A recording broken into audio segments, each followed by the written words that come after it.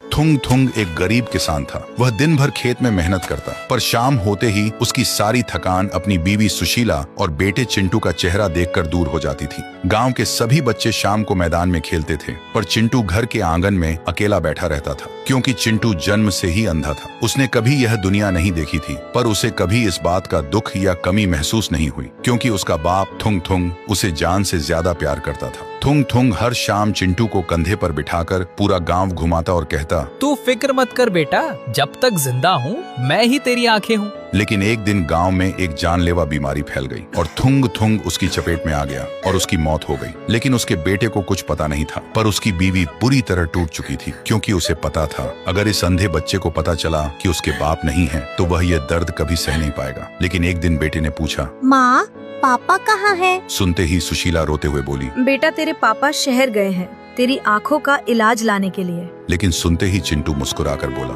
माँ आप झूठ क्यों बोल रही हो?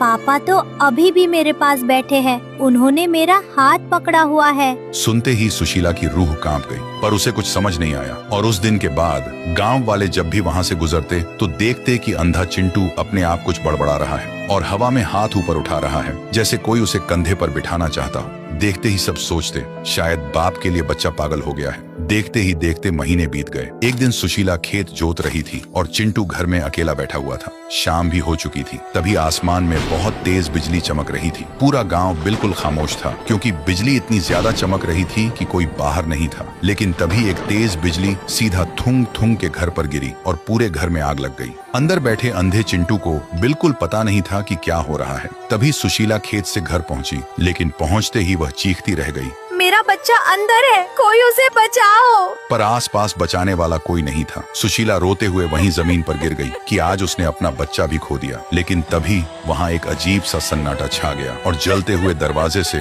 थुंग थुंग कंधे पर चिंटू को बिठाकर बाहर आया। देखते ही सुशीला की आंखें फटी की फटी रह गईं, पर चिंटू के चेहरे पर एक बड़ी सी मुस्कान थी। तभी थुंग थुंग ने बेटे को कंधे से उतारा और सुशीला की तरफ देखकर एक आखिरी बार मुस्कुराया। फिर उसने अपने हाथ चिंटू की दोनों आंखों पर रखे और बोला, मैंने कहा था ना बेटा, जब तक जिंदा हूँ मैं तेरी आंखें हूँ, और आज अपनी आंखें तुझे देकर जा रहा हूँ। इतना कहते ही थुंग थुंग की रूह धीरे धीरे हवा में बिखरकर हमेशा के लिए गायब हो गई। सुशीला सदमे में थी, लेकिन तभी चिंटू ने अपनी आंखें खोली और इस दुनिया में पहली बार अपनी माँ का चेहरा देखा। देखते ही उसकी आंखों से आंसू बहने लगे। फिर वह मासूमियत से बोला, माँ आपने बोला था ना पापा मेरी आँखों का इलाज लेने गए हैं, देखो वो इलाज ले आए। तो दोस्तों, एक पिता अपनी सांसें हार सकता है, पर अपने बच्चे से किया वादा नहीं। इस सच्चे प्यार के लिए एक लाइक तो बनता है।